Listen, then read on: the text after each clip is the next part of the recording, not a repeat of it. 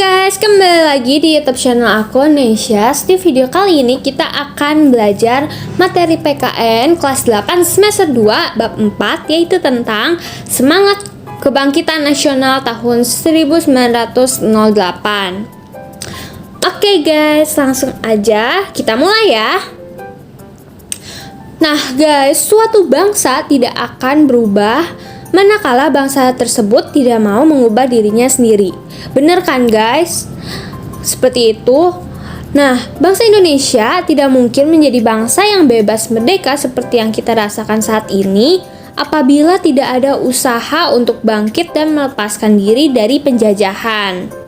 Nah guys, kesadaran bangsa Indonesia untuk bangkit tumbuh seiring lahirnya generasi muda, terdidik, dan peduli terhadap kemerdekaan Indonesia.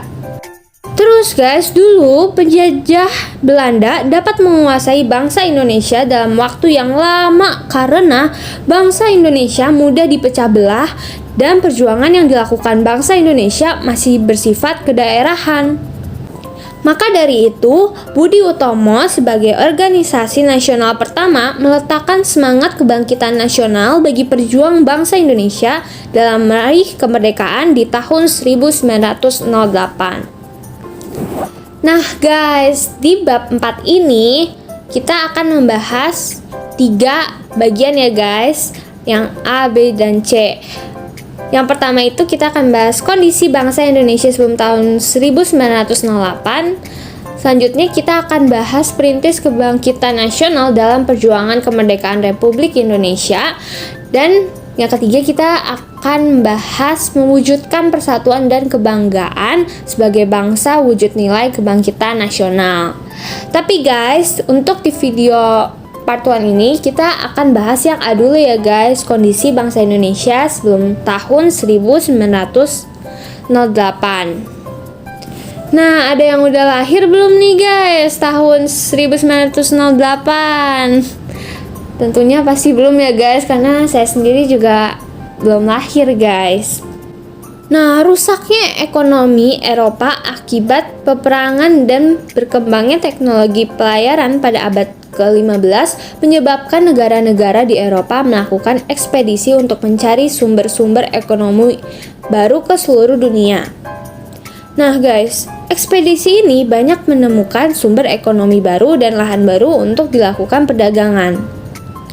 Ternyata kemudian bangsa Eropa tidak hanya melakukan perdagangan, melainkan langsung menguasai dan menjajah negara-negara yang mereka anggap baru diketemukan.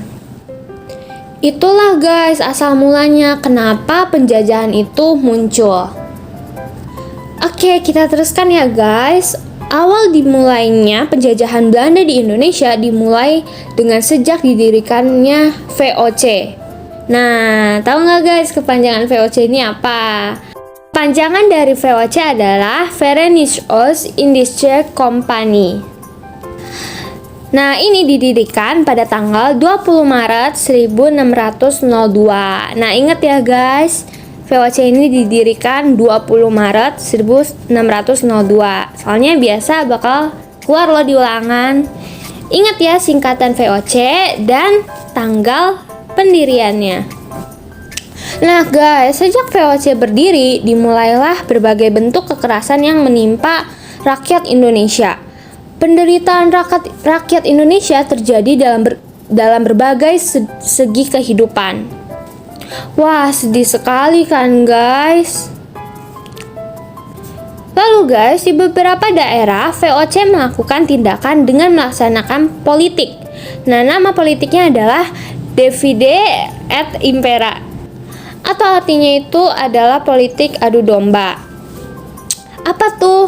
Nah, ini adalah politik yang saling mengadu domba antara kerajaan yang satu dan kerajaan yang lain, atau mengadu domba di dalam kerajaannya sendiri. Nah, politik adu domba makin melemahkan kerajaan-kerajaan yang ada di Indonesia dan merusak seluruh sendi kehidupan masyarakat. Terus ya guys, tahu nggak sih bangsa Indonesia itu makin menderita ketika Daendels pada tahun 1808 sampai 1811 berkuasa. Nah, apa yang dilakukan Daendels yang berkuasa ini? Dia melakukan upaya kerja paksa atau rodi guna membangun jalan sepanjang Pulau Jawa, Anyer sampai Panarukan untuk kepentingan militer, membuat rakyat Indonesia itu semakin menderita. Sedih banget kan guys? Lalu guys, penderitaan itu makin berlanjut ketika Belanda kemudian menerapkan kultur stelsel atau yang disebut tanam paksa. Nah guys, peraturan tanam paksa ditetapkan oleh Gubernur Jenderal Hindia Belanda Van den Bosch pada tahun 1928. Oke guys, jadi ingat ya yang tadi kerja paksa atau biasa disebut rodi itu oleh Daendels. Sedangkan tanam paksa atau kultur stelsel itu dilakukan oleh Van den Bosch. Lalu guys, sistem tanam paksa itu menyebabkan rakyat menanami sebagian dari sawah dan atau ladangnya dengan tanaman yang ditentukan oleh pemerintah. Terus guys, hasilnya itu akan diserahkan kepada pemerintah. Sedih banget gak sih guys? Nah, dari tanam paksa ini menyebabkan rakyat diperas bukan hanya tenaga aja, tapi kekayaan juga diperas. Sehingga rakyat itu banyak yang jatuh miskin guys saat itu. Tapi guys, di pihak lain, kalian tahu nggak sih penjajah mendapatkan kekayaan bangsa Indonesia yang melimpah untuk membangun negara Belanda dan menjadi negara yang kaya di Eropa. Gitu deh guys, kisah penjajahan dan penderitaan bangsa Indonesia. Oh iya, belum ada yang tidur kan? Aku jelasin dan ceritain. Oke guys, kita lanjut ya.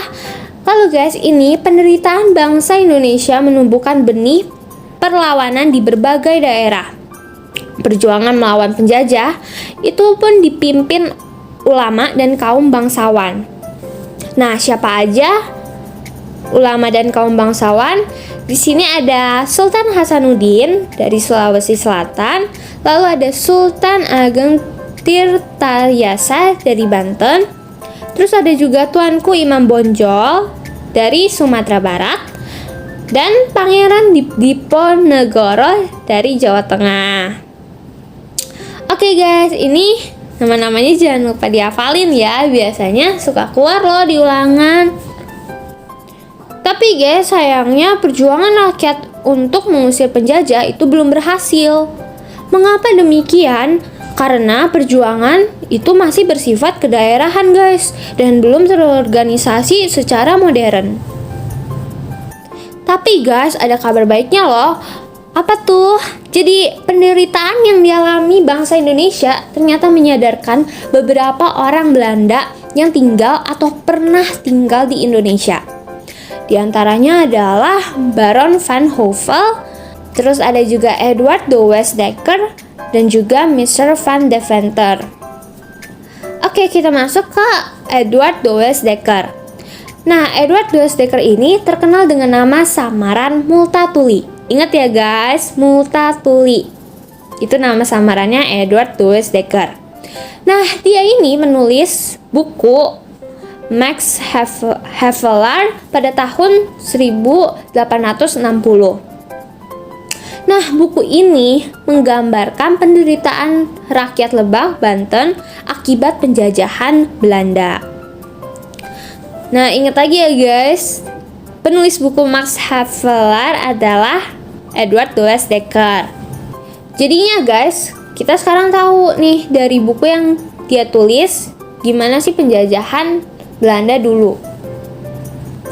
Nah, terus ada juga guys yang namanya Mr. van Deventer yang mengusulkan agar pemerintah Belanda menerapkan politik balas budi atau disebut etische politik.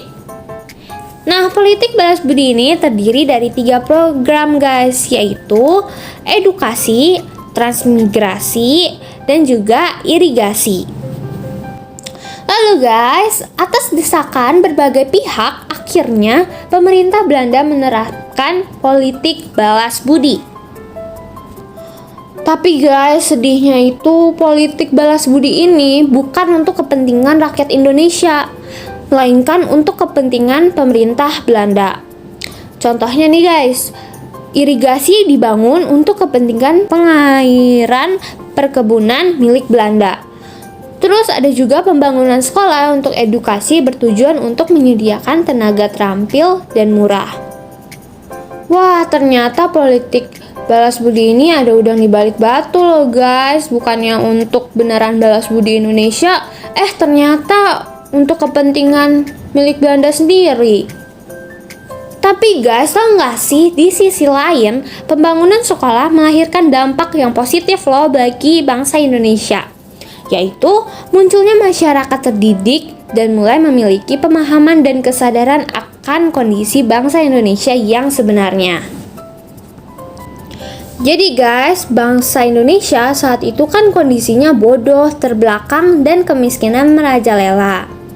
Nah, pada saat mereka mengenyam pendidikan guys, sekolah, dan sadar akan nasib bangsanya, selanjutnya mereka-mereka inilah yang sekolah tadi menjadi tokoh-tokoh kebangkitan nasional. Salah satu contohnya adalah Budi Utomo. Jadi guys, kesimpulannya yang sudah kita bahas ini tercatat dalam sejarah, semua perubahan dimulai dari yang namanya belajar. Yuk kita rajin belajar untuk Indonesia semakin baik dan maju. Oke guys, sekian dulu cerita aku hari ini dan penjelasan aku. Terima kasih sudah menonton video ini. Jangan lupa untuk like, comment, share, and subscribe. And jangan lupa nanti nonton part 2 and part 3-nya ya guys. See you guys in the next video. Bye!